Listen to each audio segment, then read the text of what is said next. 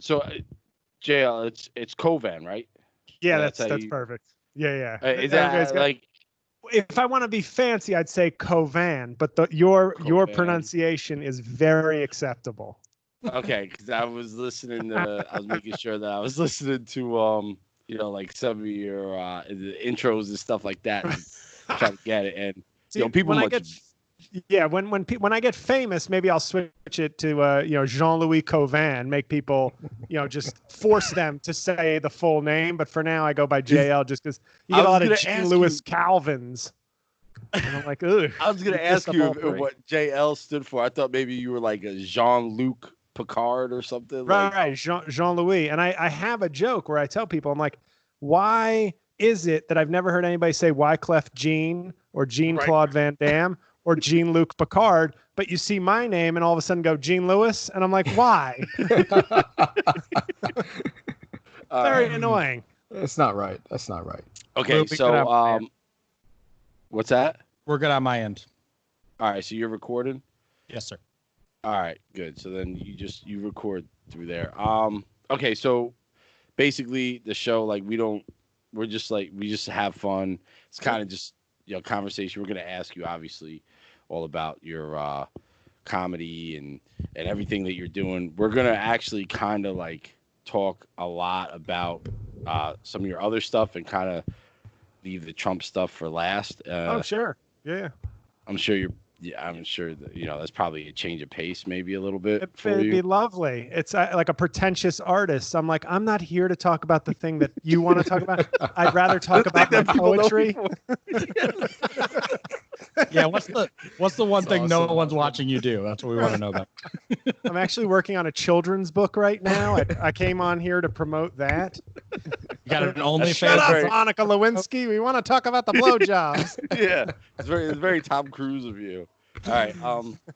Okay. So I'll go to my thing. I'll do our little intro. Then we'll introduce you, and then it's just so everything, like, I don't write anything. I do everything kind of off the top. It's supposed to be real loose and organic. We also don't edit. However, if a guest says something that they regret and they ask us to edit out, we will.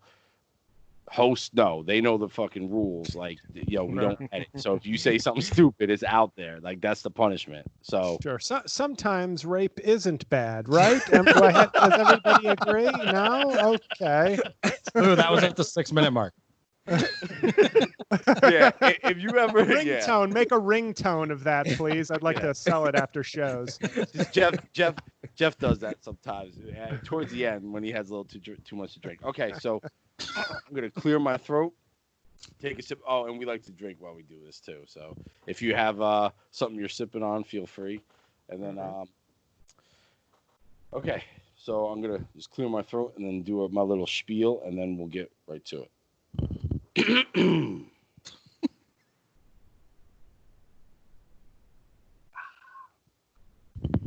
Yo, what's going on, everybody? Welcome once again to the Lou Capetta Show. I'm your host, Lou Capetta, and we have a huge episode today. But first, this is not why we have a huge episode, but he is my co-host, one and only, the man known as Motown, Jeff.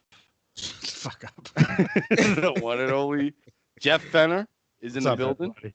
Well, he's in his own building because we are still socially distancing, being responsible adults that we are.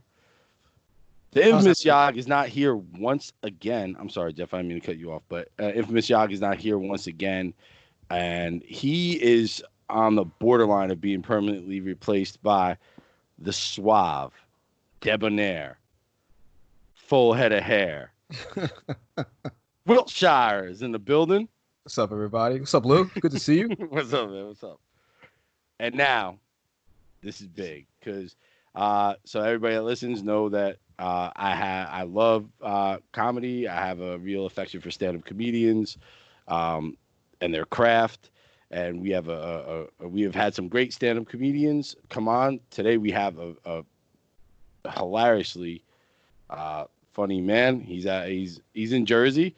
I'm gonna try not to butcher his name, because we talked about this right before we started, but jlcovan. Perfect. Nailed it. Perfect. So if that name sounds familiar, you have probably seen him recently doing all types of ridiculously good Trump impressions on the interwebs. And but there's depths to this iceberg of a man. He is there's so much more. He's got a bunch of comedy albums out, really funny dude, YouTube channel, makes great videos. So we're going to talk about all that today. And thank you, JL, for coming on. I really appreciate it. This is a huge get for us. Yeah, no, I agree. It is a huge get for you. So my stock has never been higher than it is now. So yeah, no, but you're cool. You asked me to come on, and I'm only Twitter famous. I have yet to like do a single gig yet or anything where I can start to feel somewhat above my station. So I'm still the guy struggling to get gigs. So in other words, I was free to do your show.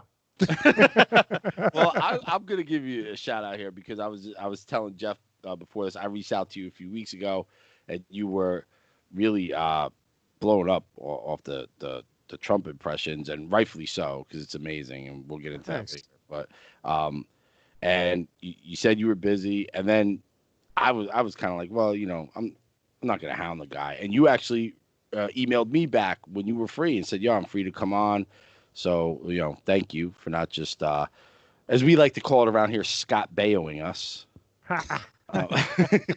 Now here JL is in charge, okay, not Charles. Yeah, it's one of those things you spend. It's weird because, like I said, I've told other people in a year I might be back to being just some guy who had a nice little COVID blip that weird things happened and I blew up for a little bit. So there's no, my entire comedy career has had like a couple of highs and lows, but mostly it's been a struggle. So it's like and I'm not saying you guys are struggling. I'm just saying as a independent artist person trying to do something, it's like, who am I?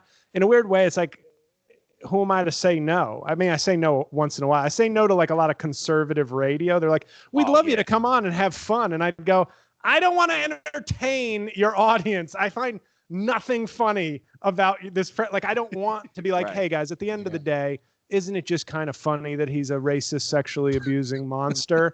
Like, we can all just kind of have fun with that. And I'm like, no, you have to, like, if you think it's funny, that's great because I'm funny and the impression's good. But I can't go on and give like a pass. Like if Newsmax wants me on, they're like, hey, so-and-so loves your impression. I'm like, you guys are part of the problem. You're why we have this guy. Like, that's not cool. But my point being, I say yes because it's like, I identify obviously with people trying to do some good things. And while I'm somebody who maybe can bring some ears while I have this little moment, then that's cool. Cause I've been that for most of my career. So it's funny you bringing up the conservative stuff because the first time I saw one of your videos, I hate watched the first 15 seconds because I thought you were actually a Trump supporter. And I was like, dude, I can't wait to fuck this guy. And then I was like, oh. I think you forgot to say up. You just said you can't wait to fuck this guy, which is a weird way of saying you hate somebody. What are we gonna meet? Are we gonna meet at some MAGA truck stop late at night? You're like, you know what? I'm gonna fuck you. What? Yo, Jeff, I think you say that's why I'm here. You drink it already, Jeff? You forgot to say up. You just basically told the world you want to fuck this guy. That's perfect. That's literally what you said. I asked him if he had an OnlyFans at the beginning of our pre-production. Oh my God. I was so mad at you. I want to fuck this guy. Yeah, well, it was like a total coincidence. I was wearing a flannel shirt like at the time, and I think that made people, because the negative comments I got were from progressives who weren't watching the video. I got a lot of like, fuck you, you piece of shit. And I was like, please watch the video. It's satire. And like one person blocked me. I think they were so embarrassed, but I was like, you could have just said sorry and we would have been cool. Like you called me a fucking asshole. I said, it's a joke. And then you blocked me. Like, okay, my bad. I'm sorry. I'm sorry for offending you by letting you know you were wrong. I'm sorry for offending That's awesome. you by pointing out that you just said you wanted to fuck me. Yeah, Jeff, don't block him, man. Yeah, well, That if you're never gonna get over that, bro. I'm good. That's turning into a sound. Please Dale, do. thank you. I'm good. That's what I'm here for, man. I have great listening skills. I always got good listening grades in elementary school. All right, so I want to talk about your comedy because you have like 6 comedy albums out. Yeah, And 6 stand-up albums. I think they date back to like 2006. Yep. So My first one was Racial Chameleon. That was 2006. So I was about 3 years in, and I'm still proud of it. It's weird because I remember listening to it probably like 5 years ago, thinking I would hate it. I was like, oh God, I'm gonna cringe. And then I was like, it's not tight. Like, in other words, I threw everything I had into that album, and it could have been like a 50-minute album. Instead, it's 70 minutes. But there's a lot of good stuff on it, and I was actually surprised. I was like, all right, I wasn't lying to myself. I was pretty good for I was very good for a third-year comic. So I feel like I've always been like good at my level. Like, I started out, I can watch stuff that I did a year in, and I'm like embarrassed, but I'm killing because I'm doing impressions. But it's horrible stand-up.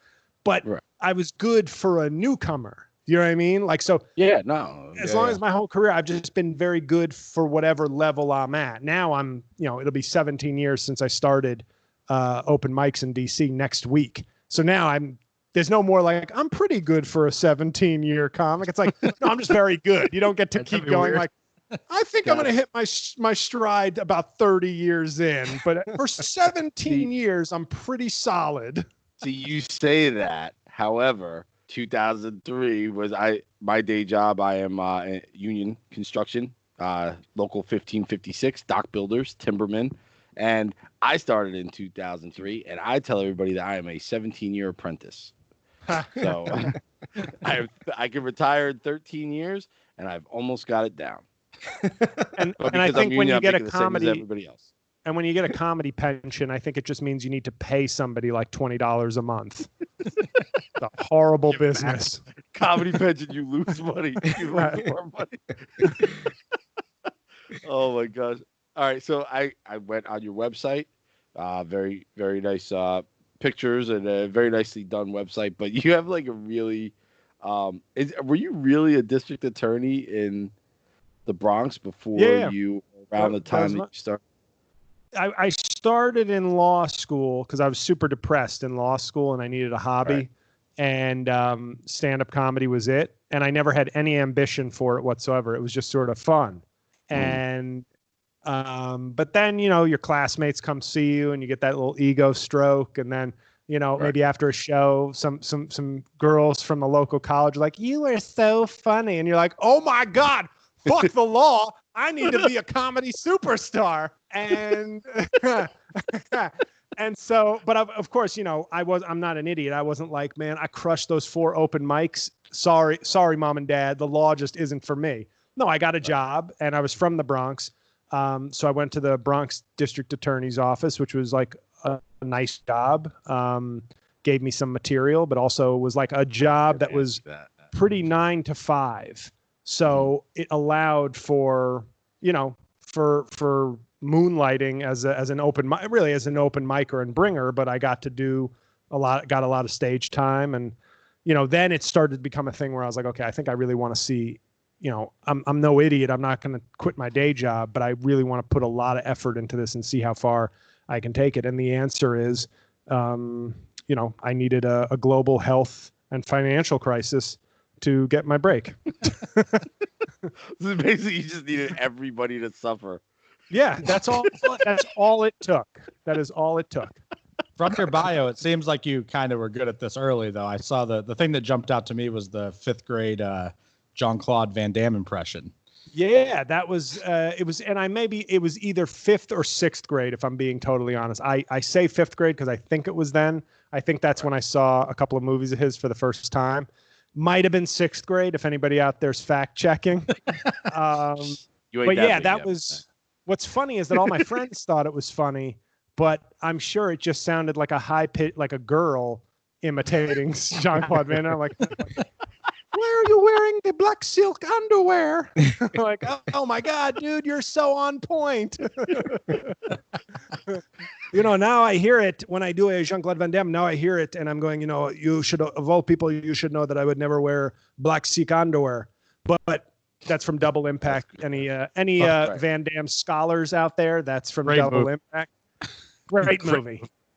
I remember my thought when I saw that at 12 years old was, I was so dumb in a way that I was like, I was so jealous. The hormones are kicking in. And there was this hot blonde in the movie that, like, the one twin is drunk and imagining the other twin having sex with her.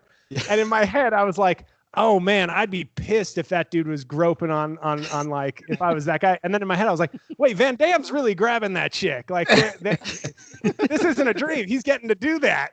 It was. I was The really funniest thing about that. So into the movie. The twin is drinking Red Label Scotch, if I can remember, like by the bottle. You really, God, I loved his movies. He was. I fucking love Double. That's great. He was my favorite, honestly, and maybe it was the Jean connection, but he was obviously Arnold had all the best movies. Like there's no competition if you're being serious about like 80s, 90s action people, but Van Damme was definitely my favorite. Like he was definitely, 100%. And his movies sucked, but I love, like, for a 12-year-old who's just getting to see R-rated movies, 11, 12 years old, amazing. Yeah. He was the Universal best. Soldier. Do you know how bad Dolph Lundgren was as an actor? Like in that movie, if you watch him, bad. I've always said, my thing with people, I've always said, I hope I'm not doing a Dolph Lundgren because I've gone to good schools. I have a law degree and I say, but comedy is what I've always wanted to do. And I look at Dolph Lundgren and I'm going, dude, you were a model, like a kickboxing ripped 6'4" like champion. You're a genius. You are in Mensa and you have an engineering degrry from MIT. And he was like, yes. And I think he just said, I want to do the one thing I'm terrible at. I want to be the villain in a Rocky. Holy shit. Yeah, like in other words, this dude could be anything, doing anyone, and he was like, I want to act. Holy shit. Imagine being in a movie with Jean-Claude Van Damme and you're the worst actor there. Right. Right. He was just probably like running lines with Van Damme, like, how do you do it, Jean-Claude? How do you get in touch so deeply with your character? Like he's Olivier. God, when Van Damme does the splits, you feel the emotion. It's like Brando at his peak. Shit, man. I never knew all that about, like, I do something I'm very bad at just because, like, that's like the only thing I can do because, I knocked a chick up at 18 years old and I never went to college and shit. But like to actually have options and then be like, oh, you know what? I'm pretty bad at this. I'm going to do it. That's impressive. Yeah. And get paid for it. That's who he impressive. learned from. He like, learned from fucking Sylvester Stallone. Yeah. Fucking Sly Stallone Acting Academy. It's raw. the thing with Dolph Lundgren. It's like, there's some actor out there who like just missed out on like Drago or Universal Soldier who's like, this is all I have. I've been working out for 10 years. Like I'm a waiter. I have nothing else. And it was between me and Dolph Lundgren, and this guy can't act his way out of a bag and could do 47 other things with his life. That's and crazy. yet here he is with his ear necklace in Universal Soldier. Someone's out there really mad they missed out on Johnny Mnemonic because he took the fucking spot. That's amazing. Damn, man. What would you feel? Would you feel worse, like losing a role to Dolph Lundgren or losing a role to like Brock Lesnar? I mean Brock Lesnar. Yeah, Yeah, I think because so, it's like, Yeah, Brock's know what? terrible. Like, yeah, and Dolph Lundgren's done enough movies that I'm like, well, maybe he auditions well. Like maybe, yeah, right. maybe Right. he has the tactics and the techniques down pat. But well, he's Brock smarter Lesnar's than everybody in the a room. big So boulder. Right. Okay, yeah. I mean, I can see that. Yeah, Brock Lesnar is just a fucking idiot. Big, strong idiot. But all Super right, strong. let's get back to you, JL, and your comedy albums. Run through them. Some of them have some great names. And, Sure. So Racial Chameleon was about my race. The title is from my racial Right. background, where I say, depending on the season and my hair length, I go through different races. Nobody ever thinks I am what I am, but as I Right. say, by August I turn a color I like to call Terror Watch List. So that was one of my big hits early on. I turned that color too, actually. Nice. So I do. album two was 2 years later, called Diamond Maker, which was basically half of that album was about a broken off engagement, and Diamond Maker was a reference to how I was somebody with a lot of potential, and she just put pressure on me until she got a diamond. The joke makes sense when you actually hear the joke. Right. I'm doing that thing where I'm like, let me give you the cliff notes on the joke I wrote. So that was really a turning point in terms of my career and the way I wrote, because I got very personal around that time, because I was very hurt by the relationship, and that probably helped it hurt my personal life, but helped my comedy career. And that's what counts, obviously. In terms of my approach to writing and being a much more personal, I could do goofy stuff. And then I started doing like my impressions for YouTube. I sort of said, on stage, I'm going to talk, I'm going to tell stories, I'm going to tell jokes, I'm going to be like explore things, and I'll save the impressions for sketches and YouTube. Right. So 2012, recorded late 2011, 2012, it came out, Too Big to Fail, which is just a very solid album. Like, I'm very happy with it. 2013, like a year and a half later, after ending a very good relationship and getting very fat and being very depressed, I came out with my best album of my career, probably to this day still. It's called Keep My Enemies Closer.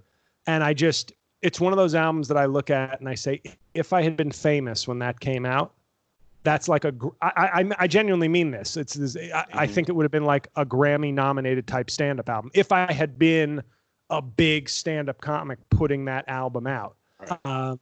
And that, to me, that I'm so proud of that one, because it took like 15 months from start to finish to write all the material, work it out, and put that out. I've never had an album kind of come to me that quickly. Then there were a few years later, and I did an album called Israeli Tortoise, which I like. I don't know. Like, I have fans and friends who've told me like might be their favorite. I think it's like very good, but coming off of Keep My Enemies Closer, I was comparing it to like my best. And then Thoughts and Prayers was 2 years ago, and that was like a double album, which I love that one. Oh, thank you. Yes. I love that one. And that's the only one that I would say that I might put even or ahead of Keep My Enemies Closer. It's the only one in the conversation of my catalog, which sounds so douchey to say. But that was my whole theory is I talk about the career I want to have, not the one I have. So I speak in terms like I am successful, hoping that like one day people will listen back to this. Of course, he's a Hall of Fame comedian. Why wouldn't he talk like that? Meanwhile, in this moment, we're like, he sold 3 copies. Why is he talking like this? But yeah, Thoughts and Prayers was. I remember when I finished recording that, because that was one take, that album. Really? Yeah, so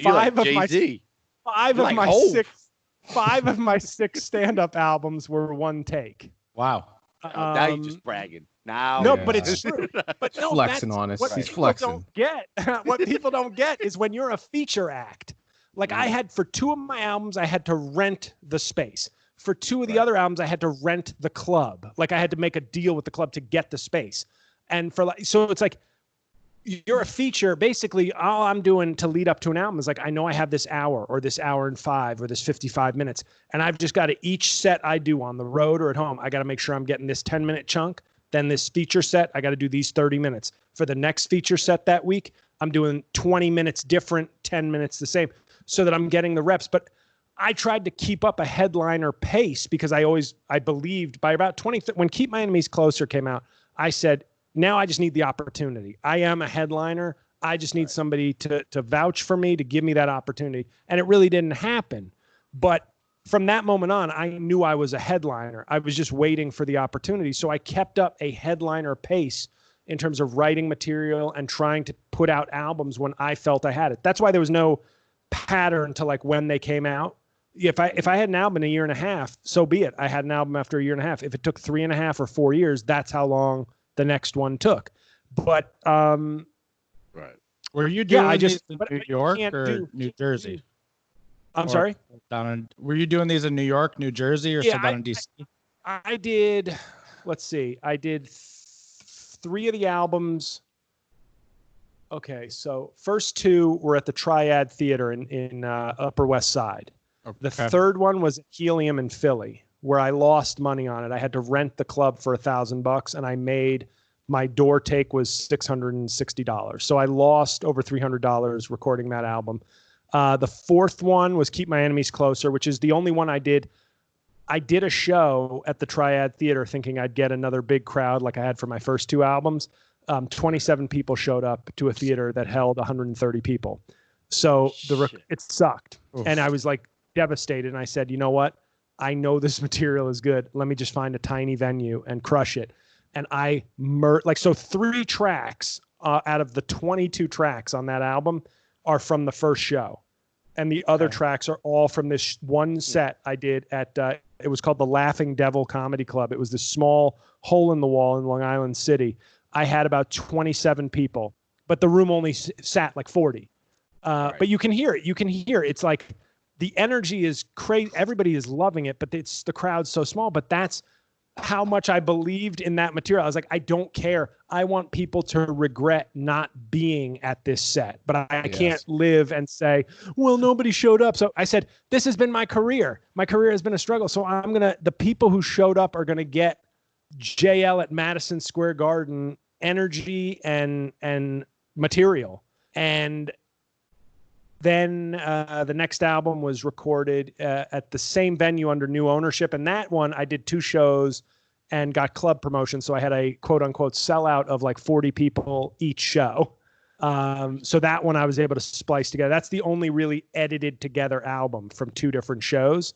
And then Thoughts and Prayers was just 100-minute double CD set in one take. that's what you have to do. Like, you don't get the opportunity to say, hey, Helium, you mind giving me a Thursday through Saturday 5 shows? They're like, who the fuck? We like you, but no. Like, you're a friend of the club. Here's your $500 for 5 feature sets. You don't get to do this. So I had, like, as good as I think some of my albums really are, I'm excited because I'm going, I've been handy. I'm like one of those baseball players from the 1930s where it's like, well, he plays baseball and hits 40 home runs. And then he's a farmer because the team only pays $10 a game. I'm still in that phase of my career. And I'm excited if I get to that next level where I'm a touring headliner to be like, wow, now I'm getting 6 hours a week of stage time to really like go all out and catch every nuance and be in front of, like, I'm excited because I think I'll be able to go to an even higher level, even this later stage in terms of how much time I've been in. I might be able to take it to another level because I've been forced to be bigger than the place in the business that I have. So if I ever get that place, I'm more than ready. Like Steve Young, he came in, he was a backup for way too long, but he came in right away and was a Super Bowl winning quarterback with lots of concussions, and that's what I hope to be. That's a good analogy. Is this like a little bittersweet then? Take that. What are you saying, Jeff? What was that? I was saying, is this like a little bittersweet then? Because now, obviously, with the Trump stuff, the popularity's exploded. You've gotten on some amazing things nationally, and right now, probably you could write your ticket in terms of going on stage somewhere, and we're locked down and you can't do it. Oh, well, no, that's my career in a nutshell. That's the way it's been. The Alanis Morissette song. That's it. Basically like fucking ironic. It makes total sense. Like, so many things have even happened over this time frame since the COVID, because I've been surpassed in media coverage, like eclipsed by, if you're familiar with Sarah Cooper, who's gone viral with all these TikTok videos that are funny, but now it's like, I don't know if she has PR or if she's just more popular. Like, everybody just loves the sort of the what that represents. But to me, it's like, I'm half Haitian. but I look like Adam Sandler to most people, unless they see my Oscar Gamble sideburns coming out of my hat. And if you told me, hey, half Haitian comic does perfect impression of Donald Trump off the cuff, ad-libbing, 3-4 videos a week, just keeping up to date with everything and almost moving ahead, because a few writers shared a tweet of mine from March where I basically predicted his whole thing about negative testing and being positive and negative. I've been doing that for months on my podcast, and I did it in the March video. And I'm sitting here going, I am not, this is a safe space for a comedian to talk, because the truth is I'm not trying to tell any suburban mom or whatever, like, you shouldn't laugh at that, I'm funnier. No, whatever makes you laugh. It made me laugh. Farts can make me laugh. You know what I mean? But I then don't do the progressive intellectual thing and turn a fart into, now what the fart really was so funny about is because it was a gaseous commentary on the neglect of climate change. And that's what's so deep about it. And that's why it's more brilliant than your mere impression. It's like, that's when I have to sort of go, okay, you got to be kidding me. At this point, come on. Like, can we stop pseudo-intellectualizing this? It's funny. I get it. You just discovered TikTok, old progressive people. Right. But so I'm already getting eclipsed. Like, I'm already like, News 12 The Bronx canceled an interview with me last week. And I said, oh, wow, I think I am done. I think my career is already done if that's the level I'm now at.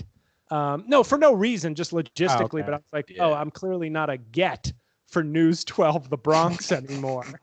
Well, let me tell you something. I crushed it on New York One, so they're a bigger deal. So take that, News 12 The Bronx. Yeah, I mean, you got to go past Channel 1 to get to 12 anyway, so right? Like, if they see you on 1, nobody's going to 12. That's what I would say. But it's it is weird for us. Oh yeah, well, thank you. It's just weird because yes, there are no clubs to perform at, and that's where I keep telling people, hey, please check out my stand-up albums. Please, stream it. You don't have to buy it. But I'd rather of the 90, I've picked up 90,000 followers since March 24th. And to me, it's like, to be fair, Sarah Cooper has picked up 820,000, just to put in perspective. That's why I know I'm not shit. It's incredible to me that's the case. It's not because I heard it all, but right, exactly. Well, that's what I always have to say. I always have to go, right? But there's such an ownership over her stuff right now that people feel very connected, like they discovered her, so they're very protective of her. So if as I've seen on my threads, if you call her Milli Vanilli, people go, that's nasty and uncalled for. What she's doing is so much different than that. And I'm going, I've had people attack me for copying her. And to me, I go, wait, I started 6 weeks before her on the videos. I've had the impression since 2015. Oh, and by the way, that's my voice, not a lip sync. And I've had most people have gone, holy shit. Oh, well, you're good too. And I go, whoa. What do you mean you're good too? You just got fooled. I literally fooled you into thinking I was copying the president's words. Right. And your answer to that is go, well, co-MVPs, I guess. So it's like finding out Barry Bonds hit 73 homers and you're like, oh, he didn't take steroids that year. Like if you found out he didn't take steroids and you're like, oh, he hit 73 homers, you go, well, I guess that was good. Yeah. Now you have to reevaluate it and say, oh no, that's actually the greatest season ever. Right. The weird thing is it's pitting against you two. It's not like Trump doesn't give enough, material for you guys both to exist in space. And it's got to be like, we're either watching her or him, and you're and not most people aren't like that, but I think a lot of my older fans are coming, I'm trying to tell them not to because I don't need them to get attacked on Twitter. And like I said, in all seriousness, her first couple videos made me laugh. Like, so I'm not standing here going, this is bullshit. Like, I'm not being a pretentious artist. Like, that's not real. I'm not Dirk Diggler going, you're not an actor. I'm a fucking actor. Like, it's, you know what I mean? It's all funny and it's all good. And like a lot of people enjoy her stuff. And I laughed at it too. So I'm not sitting here going, that's not funny. Right. But as a comedian, I think a lot of my fans who know me, and who know my stand-up and know that this isn't my first thing. This is my 9th thing that's finally getting like wider recognition, is I don't respect it as much. I'm sorry. Like, and I don't mean that as disrespect. I'm saying as a comedian, as somebody who has created many different things, written out things, I'm not saying it's not funny. And I'm not saying she doesn't do this kind of shtick better than other people, but I don't respect it as much. And that's not to say I disrespect it, but it's like, I've had kids on TikTok lip syncing an album of mine, which was very weird to discover. Like a track I did on Netflix from Too Big to Fail had like 30 different kids doing their own pantomime, which is crazy. And I thought that was very cool, but nobody's going to see some kid acting out my thing and go, he's better than JL at comedy. That would be insane. And yet that's what it feels like is happening, where it's just because you like something. And that's the difference. I feel like conservatives, I shouldn't even say conservatives, Trump supporters, I don't really want to have conversations with at this point, because I think the man, there's no gray area on this dude. This dude is like cancer. Like nobody's out there wearing, make cancer great again hats. And that's because that would be insane. And yet that's how it feels. The man is so transparently awful and incompetent to his core. But I think I just had a brain fart. I'm sorry. No, but with Trump supporters, they'll say the one thing they won't do is try to explain my comedy or tell me I'm not funny. They'll go, leave your politics out of it, but the impression's good. And I'll be like, at least you said that. At least you're recognizing a boundary, even though I think you're probably a terrible person. But on the other side, people are like, I love your impression. Oh my God, it's so good. But let me explain to you why you should do this, or let me tell you why what Sarah's doing or someone else is doing is actually a different level. And I go, but you're telling somebody with a PhD in comedy, even if it's from a lower ranked school, you're telling somebody with a PhD in comedy what comedy is, like what to do. And I'm going, I don't need you to explain. And it's because I feel like liberals don't want to just laugh. They want to laugh and feel, I shouldn't say all liberals, clearly not. There's plenty in the middle, but of these like social media progressives, they don't want to just laugh. They want a sense of, not only is this funny, but let me explain to you why my interpretation actually makes me a better person and why we're on the right side of history. I don't care. I hate Trump. I'm a fairly progressive person on almost every issue. But that's what I always try to tell people. I'm like, the only thing I'll miss about turning off some of these MAGA people is they probably would love my stand-up, because I do almost no politics in my stand-up. Right. I do a little, but really it's my life. It's my stories. It's, I turn off more progressives than I do conservatives with my stand-up. But if you're going to come at me first with, hey, I think Trump's great, but your impression's awfully good. And I go, well, then, okay, you just go like it in silence, because this man is not a Republican. It's not like, hey, we differ on trade and taxes and Supreme Court appointments. This dude's to the core, the worst person. So I always look at that. I go, you're telling me. And by the way, like I always say, somebody said I was taking it too personally when I said something about being half Haitian and being a Catholic and all the things I've ever learned in my life. And the people around me tell me that this guy is the worst. I'm like, how would you feel when Obama said, cling to your guns and Bibles?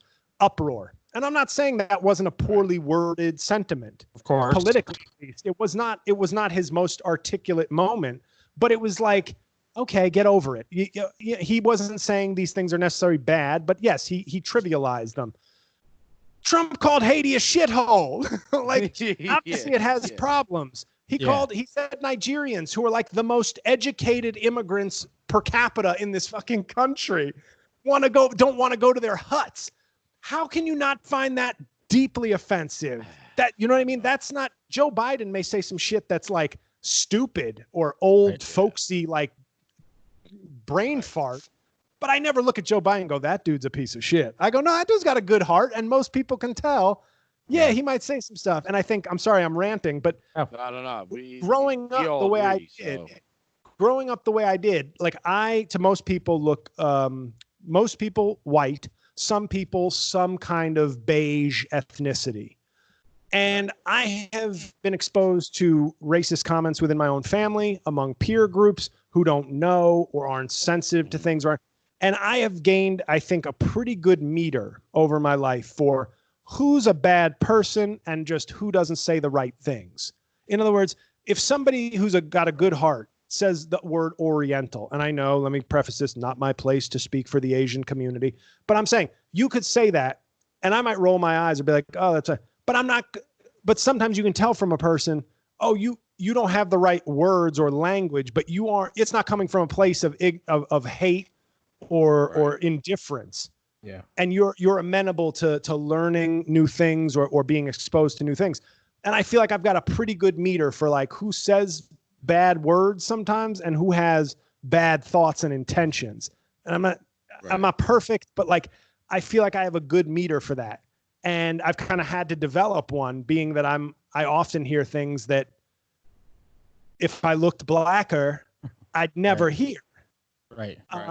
Right. And to me, it's like Trump ain't the guy who's misspeaking. He's not the guy who's from a different era. He's human garbage. And I can't speak for his soul or where it's going, but the man seems unwilling to change, unopen to new horizons and new understandings of things. And his followers at this point seem like a cruel cult. Yeah, it's a ton of dog whistles, right? Over and over again. It's that's what he does. I mean, it's even if he's trying to sound like he's speaking the right way, there's always undertones to it at all times. It's fucking crazy. Yeah. I mean, it was my father's birthday. I didn't realize it until it happened, but it was my father's birthday when he said, I didn't realize till a year later, because I remember when in Charlottesville, I remember when he said that, and at the time, all I was thinking, because I don't like the man, but I was like, oh no, he's gonna come out and he's gonna say the platitudes of like, we condemn this violence. There's no place for hate in our country.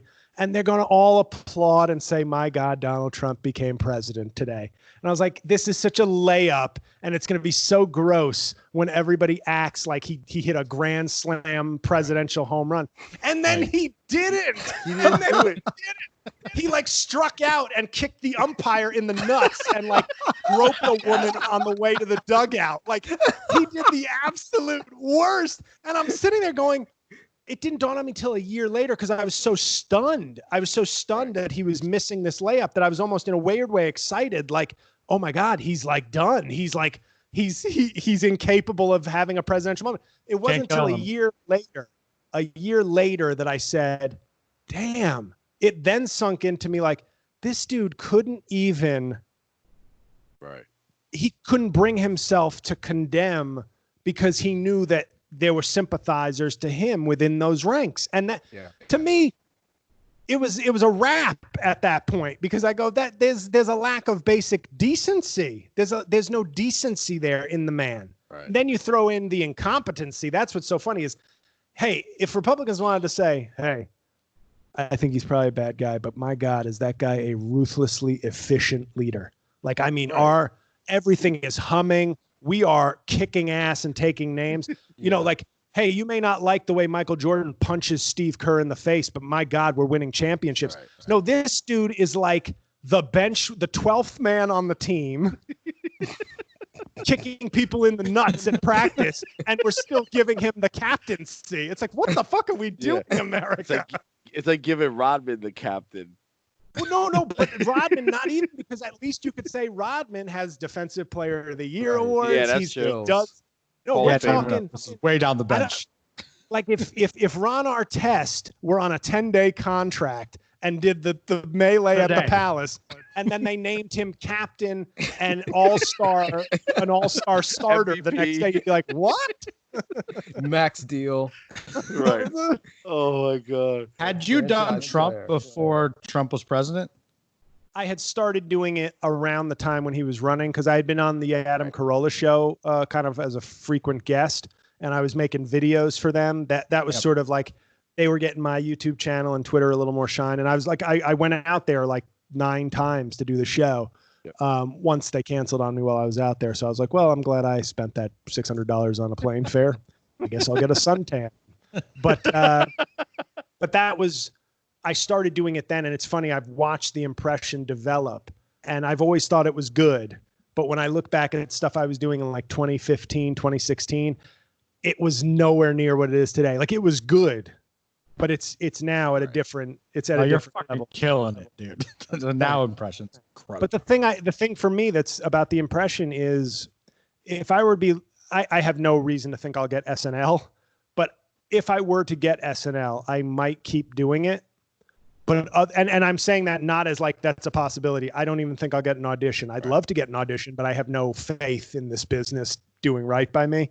But I think if he wins again, I've already told like my podcast co-hosts and stuff, I'm like, I don't see how I can continue doing this voice. Like I genuinely won't think it's funny. Like right now, to me, Trump is dark humor because we have an escape patch in November. So it's like, I will gladly keep doing Trump if he loses. Like I will mock his fans. I will do Trump from like Mar-a-Lago, like complaining about the Democratic president, etc. Yeah, exactly. I actually said if Trump were to die, this is the one thing I would continue the podcast from hell. We would change the graphic and like the opening music to like shrieks and howls and flame sound effects. And then I would continue. It's like, well, it's kind of hot down here. So, I recently got a promotion. Satan is now my vice president down here. They've decided I am the leader. I'm the best person to make hell great again. And that's what I would do. But if he wins again, I think that says something really fundamental about our country. That it wasn't a mistake, that we didn't, or we didn't learn that we made a mistake. And it will say something, even if he's going to lose the popular vote again, like that's obvious. But we do have a structure in place governing this country that is obviously flawed to its core if we can have this man elected twice. This isn't George Bush. That's what I always say to people. No Trump fan ever does any examination, it seems, and says, hey, nobody ever hated Reagan or Bush this way. Why is that?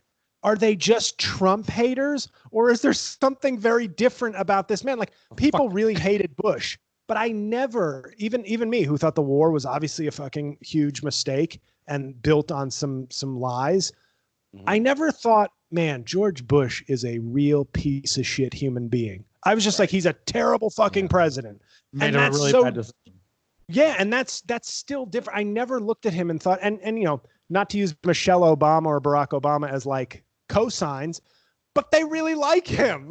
Like they like him personally. And to me, that tells me something like I trust the Obamas. And if they think he's like a good man who wasn't a good president, then they can be friends with a good man. Donald Trump is a bad man, and not like Mike Tyson, even though I'm sure some right? Like he's not that kind of bad man. He's a villain. He is a villain. Like if he ran a third world country or a developing nation, he'd have death squads. Like he'd be killing him if he was in a third world country. Right. If he ran a dictatorship in South America or the Middle East, Jesus Christ, he'd already be dead. Yes, by us, right? By some other Republican president. President Mitt Romney would have already bombed his country. I will tell you real quick. 100%.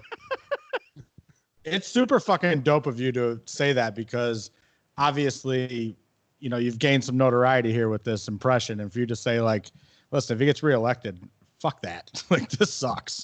Like it's not going to be funny to me anymore. I have to be okay with it. You know what I mean? Like. I don't mean to like, I like making money and I'm really hopeful that my stand-up career will get enough followers and that I can be the comedian I want to be. And I'll throw in a Trump impression, but I don't really want it to be the core of what I do. And I won't be comfortable doing it in a second term because I'm like, I know comedy.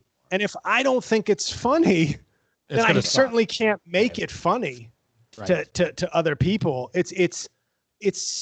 it sounds kind of pretentious to say that, but I just think I will gladly continue doing it if he gets bounced, because he will stay in the public sphere if he gets removed from office. So I'll gladly mock him some more. He's going to start a news channel, and you can. He's going to buy OAN. He's definitely going to buy OAN and declare it. You know, right? Yeah, I was gonna. That's funny that you brought that up, because I actually was gonna ask you that because so much of the stuff that it is funny, but at the same time, like when you really think about the stuff that you're saying, is so true that it's like when you think about how spot on you are and how true it is, that it becomes not funny. So it's like you said, I always wondered, like, when I see, you know, I follow you on Twitter and stuff, I see how you are anti-Trump, and I'm like, when does that to you become not funny anymore? And you just answered that. And re-election is when it becomes not funny. And I agree. How can, I mean, it's so strange, and to me it's so sad that Obama, whether you thought he was a great president, a good president, or a mediocre president but a good family man, to have hate in your heart for Obama. And of course, in case there are any libertarians listening, yes, if you were bombed by a drone by the Obama presidency, yes, I don't expect you to be a big fan. But I'm saying, as far as this country is concerned, the vitriol that a certain population in this country has for him is really unfound. It can only be rooted in a deeper insecurity or hate. 100%. And because I don't even know many people who hated George Bush like that, and he took us to fucking an ill-advised war that has cost us thousands of lives, trillions of dollars. Like, and I don't know many people who speak of him the way some people talk of Obama on the other side. Yeah. Right. And the hate that was required to bring about this president is scary, to be honest, because I'm sort of speechless when I think about it, because I don't fully comprehend it, but I know that I don't want those people deciding who our president is. You think Bush is ever like, this is the only guy that could have made my presidency look fucking amazing.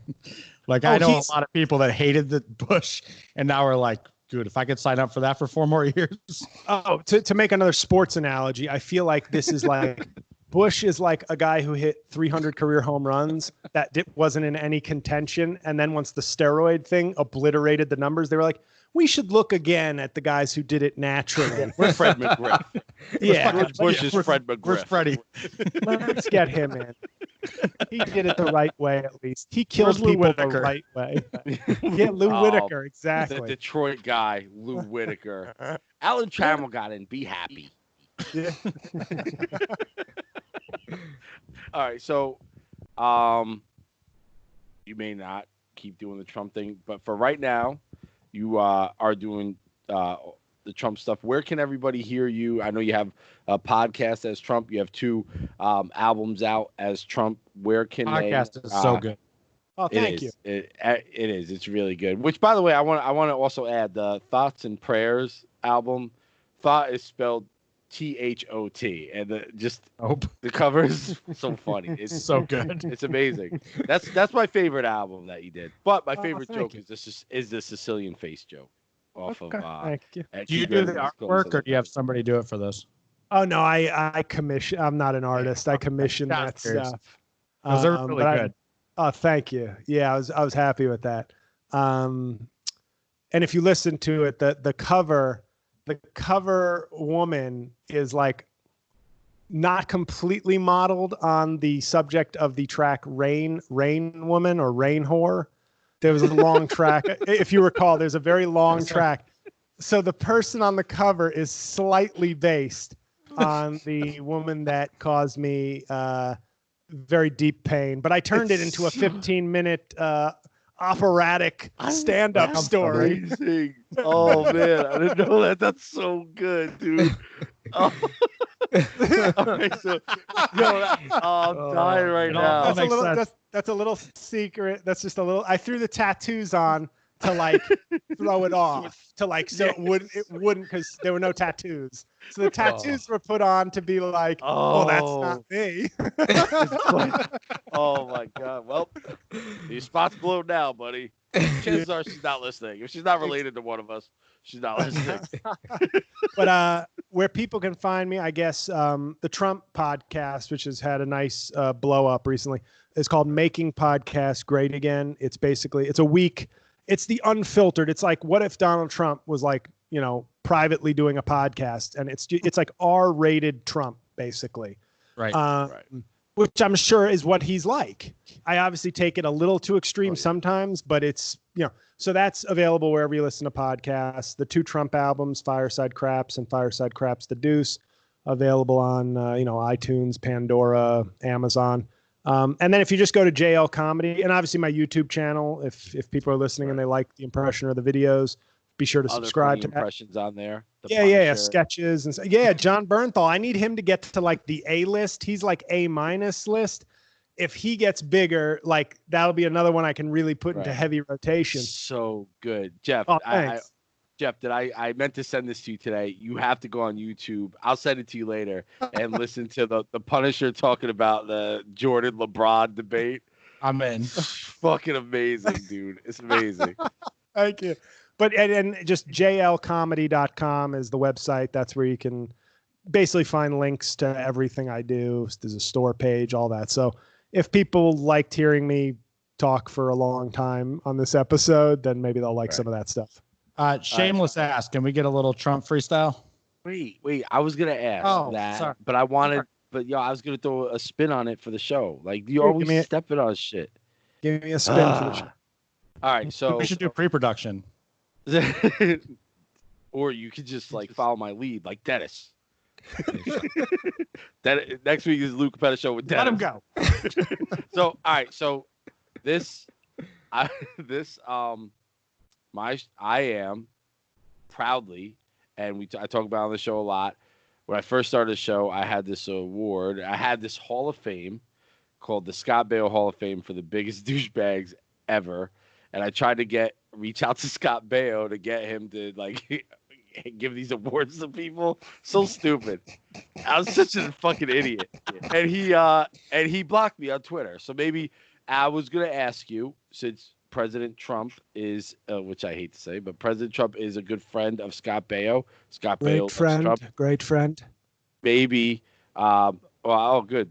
President Trump is here. Maybe President Trump, you can talk Scott Baio into put a good word in for me to Scott Baio to unblock me on Twitter. Well, I think that Twitter is having obviously a lot of problems right now. They're being very anti-free speech. And just because I want to talk about, Joe Scarborough murdered a woman, even though he was 800 miles away. That's how convenient. You think that's an excuse? It's not an excuse, believe me. You can still murder somebody from 800 miles away. And I got to tell you, Scott Baio is one of our great people. I assume your name is Luca Petta, like Luka Doncic. So it's Luca? I heard Luca Petta, so it's Luca Petta. Like Luka Doncic, this is we love him. Right. I don't know if you know this. He's Slovenian, which is where my wife Melatonin is from. And, when he came to this country, it's a custom for the number one whore in Slovenia they call it bless. Okay. She blessed Luka Doncic as like the new superstar. So he paid obviously $10,000 cash to the Trump Foundation, but Melatonin went to town on Luka Doncic, and I think that's why he's playing so well in America. A great white player, by the way. Right. You wouldn't think that. There's a lot of blacks in the NBA, but Luka Doncic came over here, got Melatonin to bless him, and now is like a superstar. So that's the kind of talent. When you bring a whore from Transylvania to America and she shares her talents, it's like a fountain of youth. That's why I have such great energy because, I'm 73. That's not young, but her powerful Transylvanian whore genes make me so strong. That's why I say strong and powerful so much because I feel strong. But you're Luca. Right. Okay, so I'll call you Luca as well. And we're going to talk to Scott Baio because he's a good guy. He's a great conservative, great Italian conservative. We call him an Italian conservative. And you know what that means? He likes to say the N-word. That's like one of the top things that Italian conservatives do. They say the N-word. So he's a very, eggplant. He's always talking about eggplants when he watches the NFL. I don't know what it means, but he's always saying it. And we'll talk to him because you seem like a good guy.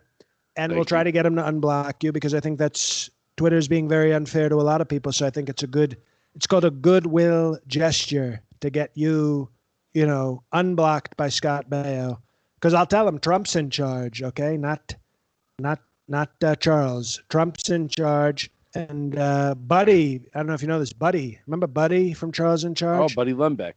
Strong Christian. Willie Ames, strong Christian. Bible man. And let's not forget Nicole Eggert, who, I might have, let's just say she attended a Jeff Epstein party with me, and it was, it was fun. It was fun for one of us. So we'll see what happens. Thank you, Mr. President. I appreciate that. Yo, that was. I had to turn my mic off. I'm crying. Cheers. Oh my God! Was shit, man. That was so classic. That was amazing. And before we let you go, I do have to say one of the things I love about you have so many of the little nuances down. One of my favorite things that you do is like when you're talking and then you're just like, right, Mike, right? Like people love, over there. Like, people love the check with Mike Pence look. It's incredible. That's the bet. It's so the good. thing I have to add. I'm gonna add. Do you see if you can see the finger gun? He kind of does that sometimes. He goes, I'm gonna add that in the next one and go, right, Mike, this guy, Mike. He's such what a guy. I'm gonna try and add that one as a little premeditated move for the next video. So good. Just so 6 degrees of separation here. Very early on, I had Casey Jost on my show, who is the brother of Colin Jost, who happens to be on Saturday Night Live. Casey does not remember me, but I mean, you never know. Like maybe I could get you on there. I don't, You're way better than. You're way better than Baldwin. Way better. However, I think Baldwin has more of a natural douchebagginess to him. He's a douche. He doesn't have to stretch that far. Well, he just says, "We got Steve Bannon. We'll do it," and he makes the face, and it's it's not. Hello, I'm gonna repeat what he said. I'm just gonna say what Trump said this week. You're right. I feel like he's just like a dick, and he's just like, oh, what would I say? And I'll just try to do Trump's voice. Well, my prediction for what's going to happen in the fall, I'll if I were betting, if they had odds on this, I wouldn't bet on me being on Saturday Night Live. I would bet on Sarah Cooper being on Saturday Night Live. And I know that sounds crazy, but I'm not saying this to trash. This is me just talking as a comedian observing the comedy world. This is not me injecting my own opinion or like criticizing, but I could see it happening. I could really see it happening that they'll do like an Andy Kaufman kind of Trump with her. Like we already had Baldwin. He won 2 Emmys. We're not going to do better than that because they're not going to look. What if we went in a totally different direction? And they'll say, imagine how crazy Trump would be if a young, attractive black woman were making fun of him. And I see some merit in that. But because the New York Times today had a big article and they mentioned Melissa McCarthy as Sean Spicer, which was actually funny though, because she was still doing a Sean Spicer impression, which made it all the more impressive.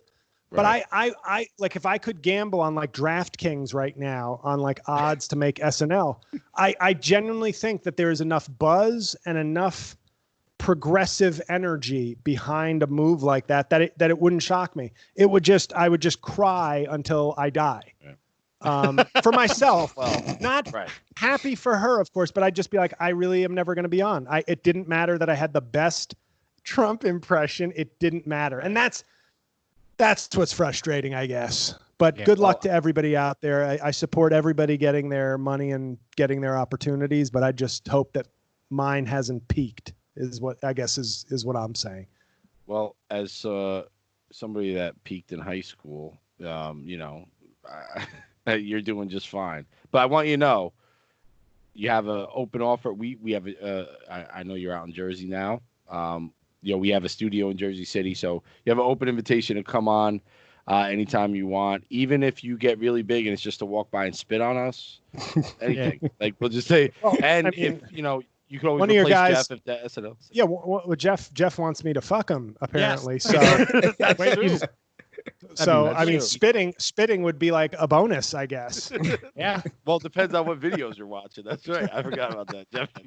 You do. Yeah, you no, do- it's easier in You person. want to fuck JL.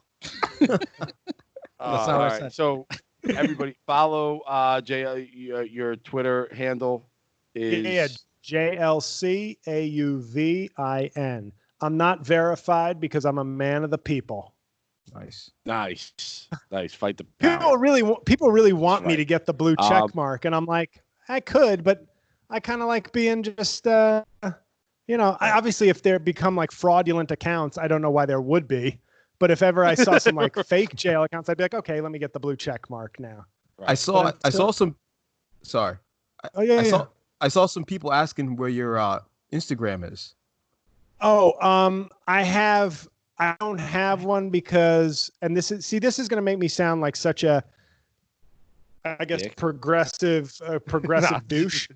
But I think once my career really felt like it wasn't going to take off anymore, I think I started looking for ways to be a better person or to do good things with my life to make myself feel better. So I like dumped Facebook and Instagram in 2018 because I was just like, I really think Mark Zuckerberg is probably a terrible person, and the company is a really terrible company.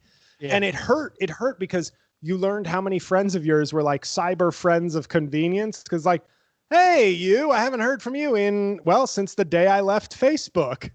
Right. And it hurt because there were not as many gigs. Obviously I've benefited now. I have a huge following regardless. So that feels good, but It was tough giving up on that whole outlet. But I just thought they are terrible for democracy. So I do have the Trump impression does have an Instagram for the podcast. So that's at Trump Pod. So I put up a lot of videos and clips from the podcast. So if you like the Trump impression, it's a no-brainer to go to Trump Pod, TRUMPPOD. Cool. And Will over here pulling a Jeff and asking a question at the last minute when I'm trying to wrap everything up. But You want me to do it now? I was going to ask it after. That's usually like a Jeff thing. All right, so everybody, please go to jlcovan, his YouTube page. Listen to his albums. You could get them. I was listening on Apple Music. You can stream them, I guess, every streaming platform.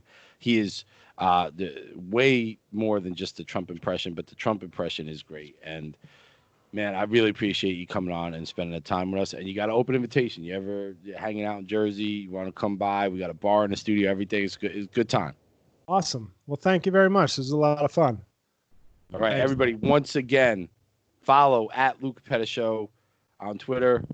Follow me at Lou_Capetta on Twitter. Follow Lou Capetta Show on Instagram. You can follow these other guys, but I don't know why. Yeah, no. So, everybody, seriously though, everybody, thank you so much. Stay safe out there, and thanks for rocking with us. Peace. That's it. Awesome. Thank you. I really appreciate it. I normally ask a stupid question at the end and cut him off, so I'm gonna do it now. If you ever come back to us, I'd like to know about like your comedy influences, but like who's your number one stand-up that's out there working? Who? You save this for now? Yeah, no, because I want to do it again if we do another podcast with it. Okay. The guys I like, I mean, all like right now, Bill Burr was like my title, the belt holder for a while, but I feel like ever since he got a little too deep into the Joe Rogan universe, I feel like he's been diluted. Like there's like 10% conspiracy theory like seeping into his stand-up. Right. But he was my number one for a while. My number one all time is Chris Rock. Nice. Just for that early stuff, just that's always going to be kind of my favorite. And right now, I'd say my 4 influences, if I was just going to say like influences, Chris Rock, even though you may not hear it, that's you can't help but like your favorite comedian have some input. But right. Gary Goldman, Greg Giraldo, and Patrice O'Neill, who I intro on his 2 albums. That's me bringing him to stage. Really? So that was a very lucky, cool coincidence. Oh, that's awesome. You know what I hear something in your comedy is Stanhope. like just with the little People bit of have told me that. Yes, like the cadence a little bit and the honesty of it. The good news is I don't really listen to any Stanhope, so at least it's not me, which is cool because people say they like him and but I'm not. I'm clearly not ripping from him or being in. It's a coincidence, which feels better than like you sound exactly like the guy you like, which would be weirder. The cadence is there, which is great. Jeff doing a good job after we stop recording. Great job. I want to have him back and talk about this because yeah, man. But so I don't know, man. Like, yeah, if you're ever around and when Jersey City, man, we got a nice studio there. Awesome. Yeah, absolutely. Once we can do things. Be around each other. Right. I'm not wearing a mask. Freedom. Yeah. I know. How the fuck did surgical masks become like, the Revolutionary War? It's absurd. You're taking people's civil rights away. I'm like, you sound like somebody who has never had their civil rights taken away. No, there are definitely people who are more upset with wearing a mask into the grocery store than they are about the dude dying in Minnesota. Oh my God. But there are people out there who are like, well, what did he do? Well, if he obeyed orders, and then it's like you're going in with your rifle saying you won't wear a mask to buy fruit, and you think right. And you're hanging Gretchen's like body double up on a tree. Right. Which by the way, Jeff, one of his favorite comics is Louis C.K. and that Louis C.K. impression you did was great. Thank you. I gotta watch that. Yeah, we don't talk. Oh about yeah, that. watch. And that was the one I went after him. At his height. This wasn't Louis C.K. Shun. This was Grammy like nominee FX show, biggest comedian on the planet. So I wasn't afraid to throw my terrible career around. Yeah. My mindset was you haven't given me a career, so I don't have one to waste. Like you've denied me. Lewis. I'm on the record. All right, JL, thank you very much, man. Thank you. This was a lot of fun. Thanks, bud. Yeah, stay in touch and come out to Jersey City sometime. You'll tag me when it goes up, and I'll share it. Awesome. All right. Nice meeting you guys. Thanks. All right, man. Take care. Later. Stay safe.